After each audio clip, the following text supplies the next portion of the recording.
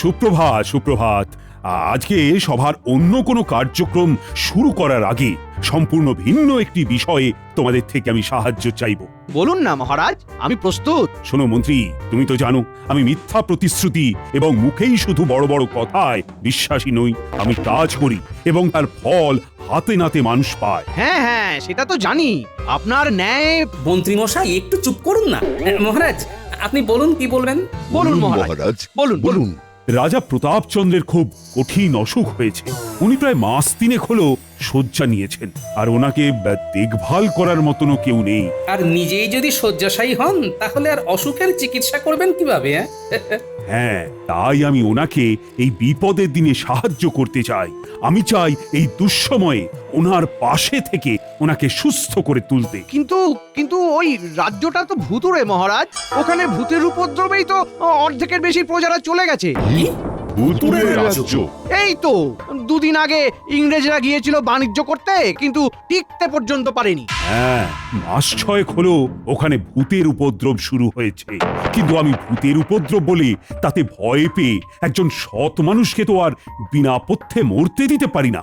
মহারাজ আমি পথ্য তৈরি করে দিতে পারি, কিন্তু দয়া করে আমায় ওখানে যেতে বলবেন না। মহারাজ, আমি গেলে কিন্তু আপনার এই রাজ্যের গণনা কদিন বন্ধ থাকবে। আশা করি আপনি সেটা চান না। মহারাজ, জ্যোতিষী গেলে গণনা বন্ধ থাকবে, বৈদ্য গেলে ভূতেরা তাড়া করলে দৌড়তে পারবে না, বিজ্ঞানী গেলে নতুন যন্ত্র আবিষ্কারের কাজ বন্ধ হয়ে যাবে, সভাকবি গেলে ওর ওই বাজে কবিতা শুনে ভূতেরা ঘাড় মটকে দেবে। আর তুমি গেলে?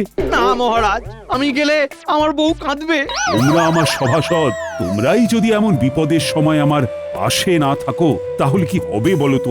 রানীর কাছে আমি তোমাদের নিয়ে এত গর্ব করি। কিন্তু মহারাজ, অমন বন জঙ্গল ঘেরা জায়গায় শুধু ভূত নয়, বাঘ, সিংহ, সাপের ভয়ও তো আছে। বন জঙ্গল ঘেরা বাঘ, সিংহ, সাপ। মহারাজ চিন্তা করবেন না, আমি যাব, কাউকে যেতে হবে না। বিপদের সময় পাশে না থাকলে মানুষ হয়ে কি লাভ বলুন তো? গোপাল, তুমি ভেবে বলছো তো? হ্যাঁ মহারাজ, আমি কালকেই রওনা দেব, দুপুর দুপুর করে। আমি তাহলে কালকে সকালেই পথ্য বানাতে শুরু করব। মহারাজ, একবার রোগের লক্ষণ আর ধরনটা আমাকে বলবেন। কিন্তু গোপাল, ভূতে ধরলে? সে আমি বুঝে নেব মহারাজ। ভালো করে পুঁটলিটা বেঁধে দিয়েছো তো? হ্যাঁ। ওই দেখো, এখনো মুখ ভার করে রয়েছে। আরে বাবা, আমি মানুষের মঙ্গল করতে যাচ্ছি, এমন মুখ করে রাখলে যাবো কি করে বলো তো? এমন ভুতুড়ে জায়গায় যাচ্ছ যে শুনে সকলেই ভয় পাচ্ছে। হ্যাঁ, শুনলাম সেখানে নিশি নামলেই তেনাদের নৃত্য শুরু হয়। যদি তোমার ঘাড় কানা। আমার কিচ্ছু হবে না গিন্নি।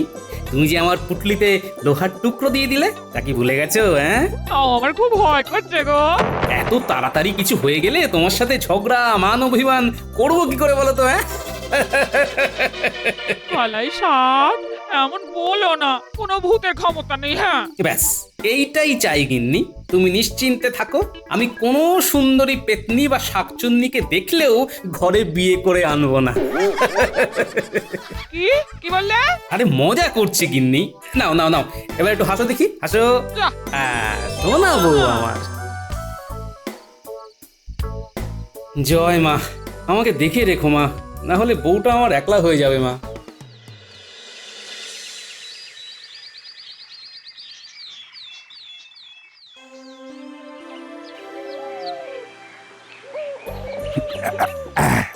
গোপাল, এই নাও 100 মোহর। আর এই যে রাজবৈদ্যের বানানো যক্ষা রোগ সারানোর পাচন, তুমি এগুলো জমিদার প্রতাপচন্দ্রের হাতে তুলে দিও। তুমি আমাদের কৃষ্ণনগরের খাঁটি সোনা, তোমাকে নিয়ে আমাদের গর্ব হয়। আমি জানতাম তুমি আমার মান রাখবেই রাখবে। সাবধানে দেখে শুনে যেও, সুস্থ থেকো। মহারাজ, রানীমা, আপনারা কিচ্ছু ভাববেন না, আমি সব সামলে নেব। গোপাল, পাচনটা কিভাবে খেতে হবে, কখন খেতে হবে, সব ওই পথ্যের থলের ভিতরের কাগজে লেখা আছে। আসি তাহলে, সবাই ভালো থাকবেন। যাও যাও, বেঘরে প্রাণটা দাও।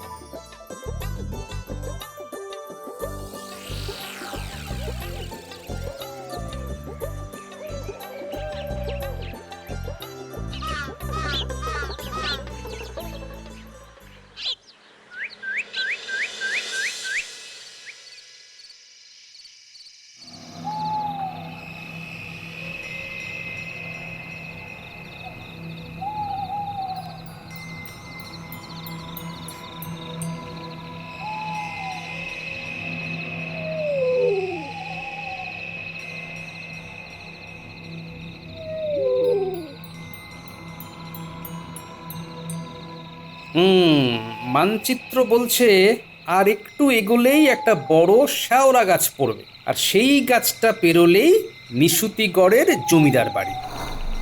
বাংলা, এই বাংলা, হ্যাঁ দাদা বলো। কেমন কেমন একটা গন্ধ ছাড়ছে রে। দাদা তুমি পচা ইঁদুর বেশি খেয়ে আবার কি? আরে না রে না, আমার ওপরে বিশ্বাস রাখ। হ্যাঁ তোমার উপরে বিশ্বাস রেখেই তো ঝড়ের দিনেও সমুদ্রে মাছ ধরতে গিয়ে নৌকা উল্টে মরে গেলাম, আর আজকে ভূত হয়ে গাছে গাছে ঘুরছি। ওরে বাবা রে, সে তো প্রায় 6 বছর হয়ে গেল। এই নতুন জায়গাতে এসে ওকে সেই খোঁটা দিবি? জানিস তো আমার কত দুঃখ।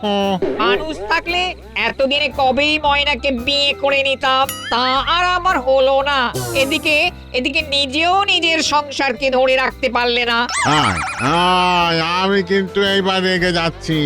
আর কিছু বললেই আমি কিন্তু তাণ্ডব শুরু করে দেব। হ্যাঁ ওইটাই তো পারো, যেখানেই যাচ্ছ শুরু করছো তোমার ভুতুড়ে কাণ্ড। 6টা মাস হলো আসতে পারলে না, এইখানেও এক। সে কি আমার দোষ? হ্যাঁ আমার দোষ। যা যা যা, মেলা বকিস না। দেখে আগে জমিদার বাবুর কি হাল, যমরাজ এলো কিনা।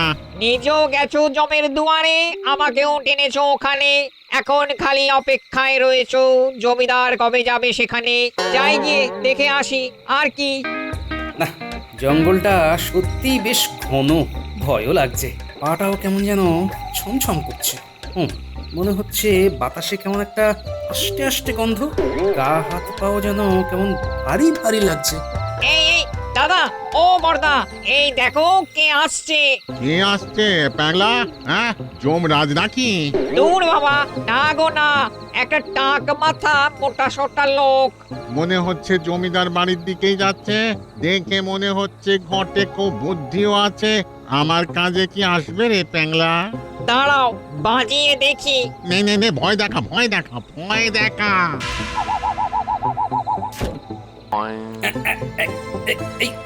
কে রে? কে আমার জামা ধরে টানে?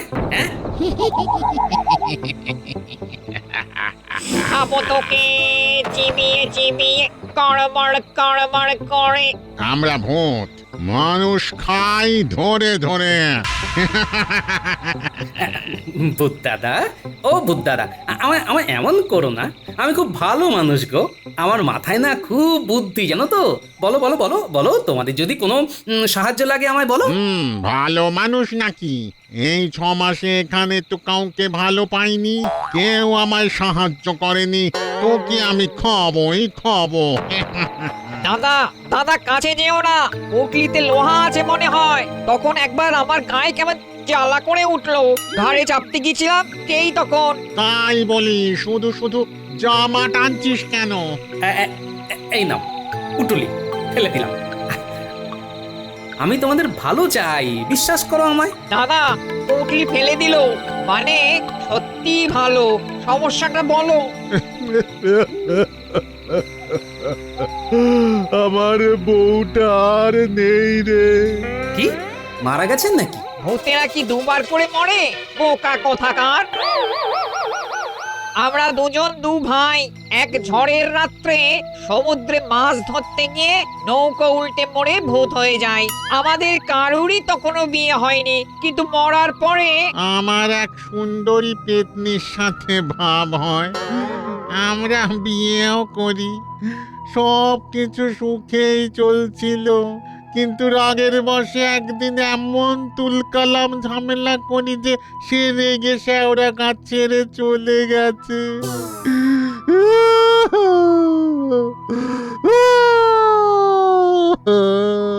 বৌদি খুব অভিমানী। দাদা বহুবার ক্ষমা চাইলেও ফিরতে চাইছে না। ও, এইবারে বুঝলাম। তুমি বউ চলে যাওয়ার দুঃখে এই প্রতাপগড়কে নিশুতিগড় বানিয়ে ছেড়েছো।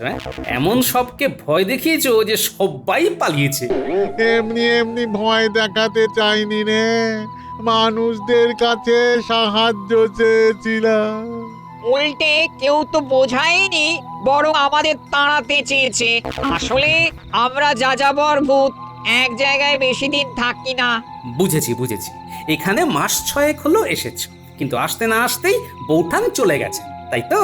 এনে দে না রে বউটাকে, এনে দে না, তারপর তুই যা চাইবি তাই পাবি। এনে দে না রে, এনে দে না রে। আচ্ছা, আমাকে একখানা লাল বেনারসি শাড়ি এনে দাও। আমি নতুন বউ সেজে বসে থাকি। আর প্যাংলা ভূত, তুমি বউঠানকে খবর দেবে যে তোমার দাদা বিয়ে করছে। দেখো কিরকম কামাল হয়, একবার দেখো। এ তো পুরো যাত্রাপালা।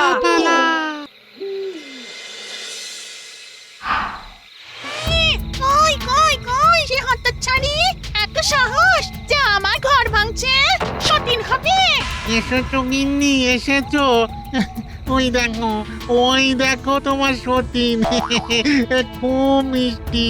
আমার নতুন বৌদি, বুঝলে দাদা, পুরনো বৌদিকে একেবারে সঙ্গে করে নিয়ে এলাম। নতুন বৌদিকে একবার দেখবে না তা কি হয়? ওগো, মাত্র 50 বার সেজেই হয়ে গেল, আর ঘর 10 বার সারতে পারলে না, একদম সোজা বিয়ে করতে যাচ্ছ। আর কি করব বলো, ঘরটা ফাঁকা, বুকটা খাখা। কাঁচা কাঁচা মাংসকে পেটের রোগ হয়ে গেল। আমারও তাই বৌদি চাই। কই কই কই কই নতুন বউকে দেখি, নতুন বউকে দেখি, দেখি তো সে কত সুন্দরী, তারপর ছাটা মেরে বিদায় করি। দেখো দেখো দেখো কি রূপসী, দেখো। কি কি কি, এ তো টাক মাথায় একটা লোক, নতুন বউ তো না। বৌঠান, বৌঠান আমায় মারবে না বৌঠান। আসলে আসলে আপনাকে ফেরানোর জন্য এটা আমাদের সাজানো একটা নাটক ছিল। বর্দা আপনাকে খুব ভালোবাসে, তাই বিয়ে তো দূরের কথা, আপনার মান ভাঙানোর জন্য দেখুন সেই সুদূর থেকে কতগুলো ছাগল এনে রেখে দিয়েছে আপনার হাতের রান্না খাবে বলে। আর রাগ করবেন না বৌঠান। তাই বলি, আমার বরটা তো এমন ছিল না। তোমার বর তোমাকেই ভালোবাসে। আমার সনটা মনা, আর রাগ করো না, বরং এই গোপালকে ধন্যবাদ দাও, এর জন্যই সব হয়েছে। হ্যাঁ বৌদি, আজকালকার যুগে এত ভালো মানুষ দেখিনি। সত্যি তাই। বলো বলো গোপাল, তুমি কি চাও বলো। বলছি, আজ কি বরং তুমি এই ভূত বৌঠানের হাতেই খেয়ে যাও। আজ বরং থাক বৌঠান, আমায় একবার প্রাসাদে যেতে হবে মহারাজকে এই পথ্য আর কিছু মোহর দিতে। তুমি আমার যে উপকার করলে তার জন্য এই গাছের নিচে 30 থলি মোহর আছে, নিয়ে যাও। আর আর আর হ্যাঁ, শোনো শোনো শোনো, এই মোহর কেবলমাত্র তুমি সৎ কাজে কারোর উপকারে ব্যবহার করতে পারবে। হ্যাঁ, কেউ যদি কিনে নেয় বা তোমার ইচ্ছের বিরুদ্ধে নেয় তাহলে অনর্থ হবে, এটা সর্বদা মনে রাখবে। আর আমি নিজে তোমার এখানকার কাজ মিটলে পিঠে চাপিয়ে তোমার রাজ্যে ফেরত নিয়ে আসবো। আর তুমি কি কিছু চাও? আমার একটাই চাওয়া, দাদারা, তোমরা আর এখানে কাউকে ভয় দেখিও না। রাজ্যটাকে আবার সচল করে তোলো, না হলে রাজ্যটা জনমানবহীন হয়ে পড়বে। কথা দিলাম, আবার রাজ্য সচল হবে, সচল হবে, ভয় থাকবে। ভয় থাকবে।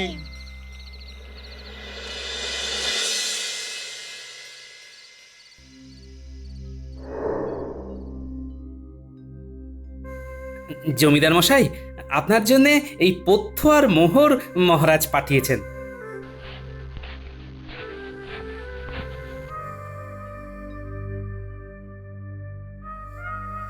আপনি কিন্তু মনে করে ওষুধটা খাবেন।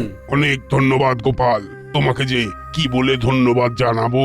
ধন্যবাদ জানাতে হলে মহারাজকে জানান জমিদার মশাই, উনি আজও আপনার উপকারের কথা মনে রেখেছেন। আমি এখন আসি, হ্যাঁ, সকালের মধ্যে আবার কৃষ্ণনগরে পৌঁছতে হবে। আচ্ছা, এসো এসো।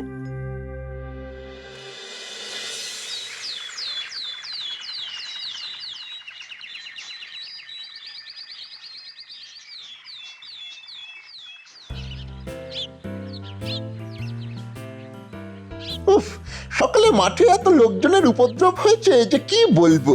এখন বাঁশবনে এসে তবে প্রাতঃকর্ম সারতে হয়। তা যা বলেছিস বটা। আরে আরে, গোপাল দাদা মনে হচ্ছে না, বাঁশ বাগানের ওদিকে কি করছে? চল তো আড়াল থেকে গিয়ে দেখি। এই মোহরের থলিগুলো প্রকাশ্যে রাখা যাবে না। এইগুলো দিয়ে রাজ্যের লোকদের অনেক মঙ্গল হবে। এগুলোকে আপাতত এখানেই লুকিয়ে রাখি।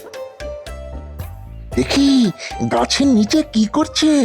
দেখ দেখ দেখ, মোহরের থলি লুকোচ্ছে আবার ওই থলিগুলো। এই চুরি করবি? তার থেকে চল মন্ত্রীমশাইকে বলি, মন্ত্রীমশাই যা বলবেন তাই করব। চল চল। হ্যাঁ, ওনার এখন ওই রাজপ্রাসাদে থাকার কথা। মন্ত্রী মশাইও জানবেন আর মহারাজও জানবেন, ভালোই হবে।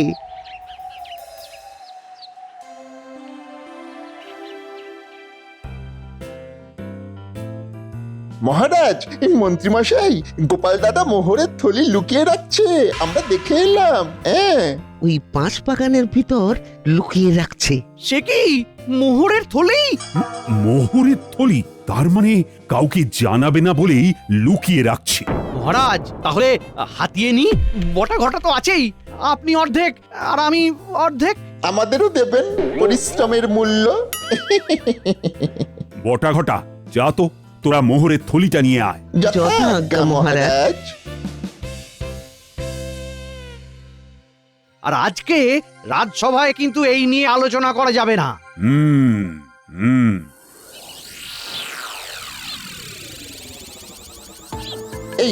এইখানে এই গোপাল দাদা মোহরের থলিটা রেখেছে। হ্যাঁ,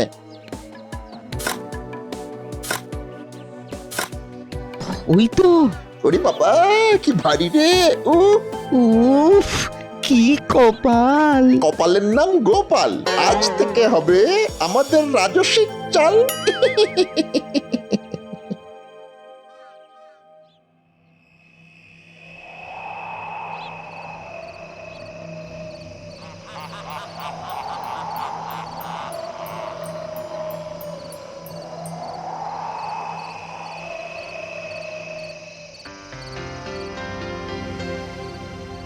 বুঝলে রানী, গোপালের লুকোনো মোহর দিয়ে প্রাসাদের পাশে আরেকটা পেল্লায় আমোদ প্রমোদের মহল বানাবো। গোপাল কিছু জানে না, এসব কি ঠিক? গোপাল এত কষ্ট করে জমিদার বাবুকে পথ্য দিয়ে এলো, আপনার দেয়া মোহর দিয়ে এলো। ছাড়ো তো। হ্যাঁ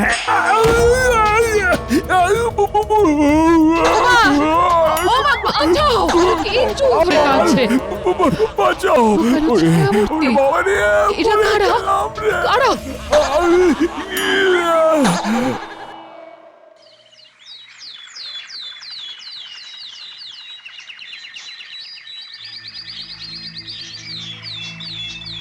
বাপ রে বাপ, গায়ে হাতে কি ব্যথা! ওর বাবা, ভূতেরা কি মারটাই না মারলো। কেউ ছাড়েনি, সব ওই মন্ত্রীর জন্যে।